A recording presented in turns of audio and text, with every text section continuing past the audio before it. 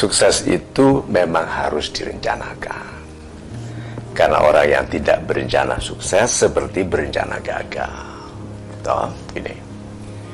Tetapi kalau kita rencanakan kan belum tentu sukses. Betul. Yang punya rencana saja belum tentu sukses, apalagi yang tidak punya rencana. Oke, nah sekarang yuk kita lihat esensi dari target. Niat awal mengapa kita harus punya tujuan. Ya, oke. Kalau kita mau pergi ke Surabaya dari Jakarta, ini kan tujuan. Kalau ada jembatan yang putus di sana, apa yang kita lakukan? Kan terhalangi dalam perjalanan. Apa yang kita lakukan? Cari jalan lain. Tujuannya sama. Itu loh. Orang kalau tidak punya tujuan kalau tidak punya tujuan dalam hidupnya, kejadian yang tidak disukainya sehari-hari bisa membuat dia lupa mau kemana. Karena dia tidak punya satu tujuan yang membuatnya berorientasi dari sudut manapun ke situ.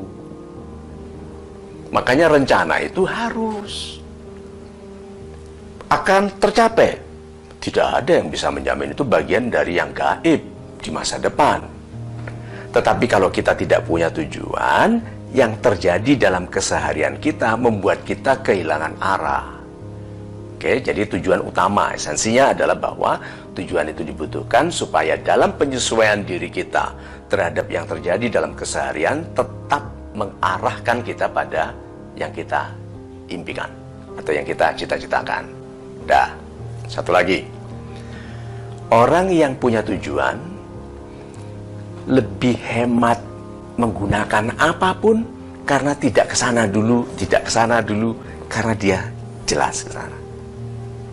Maksud dari lebih hemat menggunakan apapun terutama adalah menggunakan hidupnya. Hidupnya tidak diboroskan untuk ini, untuk itu, untuk ini, untuk itu. Hidupnya lurus ke arah yang diinginkan. Ini loh yang disebut sukses semudah mungkin.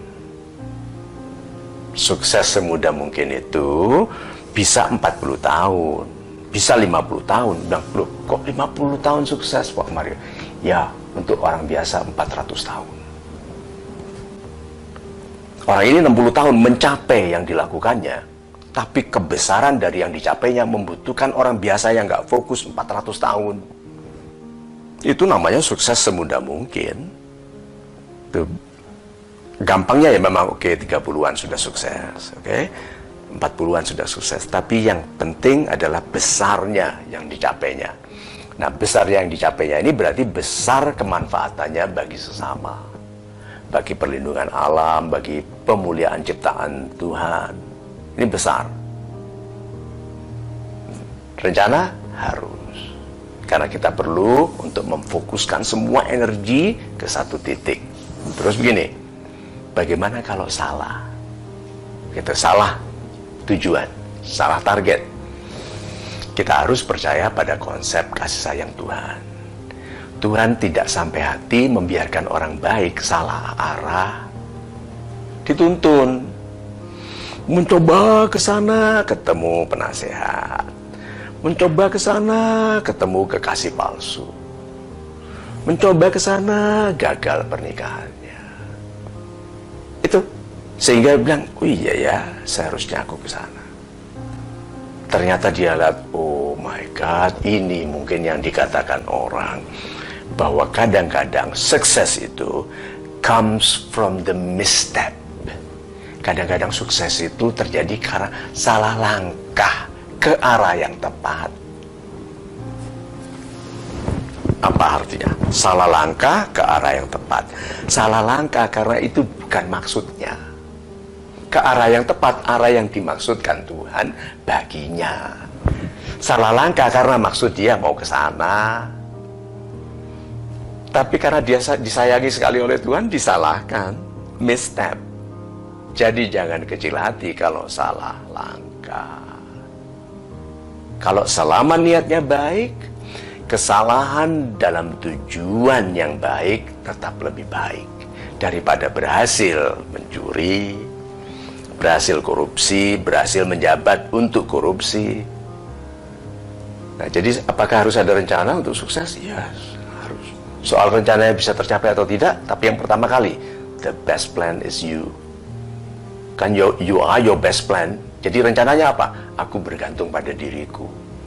Kalau aku tidak punya rencana pun, aku akan sukses. Contohnya saja, orang yang pintar main bola akan hidup di seluruh dunia. Dia katakan saja backpacknya waktu tidur dicuri di kereta api, oke? Paspor hilang, baju hanya tinggal baju yang dipakainya, uang nggak ada. Dia kelaparan jalan di kampung, di negara yang tidak dikenalnya, tidak ditahunya, bahasa nggak kenal. Dia lihat sekelompok anak muda main bola, berarti lihat di lapangan. Dia sebagai seorang yang ahli, dia bilang ini anak-anak masih amatir ini mainnya gitu kan, gitu. Bolanya kemana-mana, tahu-tahu bolanya gelinding ke arah dia, gitu. Gawang 100 meter ya, melenceng ke dia 125 meter, dia tendang masuk ke gawang yang sana. Apa yang dilakukan oleh 22 orang ini plus coachnya plus semua penggembira, apa yang dilakukan? Nah, tendang mas, waktu tendang dia udah jalan, kan dia mau cari kedutaan. Waktu tendang itu yang nggak lihat lagi jalan, masuk, apa yang dilakukan? Dikejar, ikut kita, klub kita, mana? Ikut Persema aja, gitu. Gitu, ikut enggak Persib aja, gitu kan? Nah itu loh, diperebutkan kan? Dia bilang, no language, I cannot speak your language. It's okay, money, you know money. Gitu dia, dolar, money. Itu loh. Berarti anak muda itu harus betul-betul punya kemampuan yang dihargai orang dimanapun dia berada. Coba bayangkan, kalau katakan kemampuan itu bisa dihargai sekali di Magelang, ya, hebat sekali di sana, di Mojokerto, atau dia memang mau mendirikan K-pop, band K-pop Kediri, gitu. Itu bisa. Dan jadi kalau gitu, sukses harus direncanakan, dan rencana terbaiknya adalah kualitas pribadi Anda.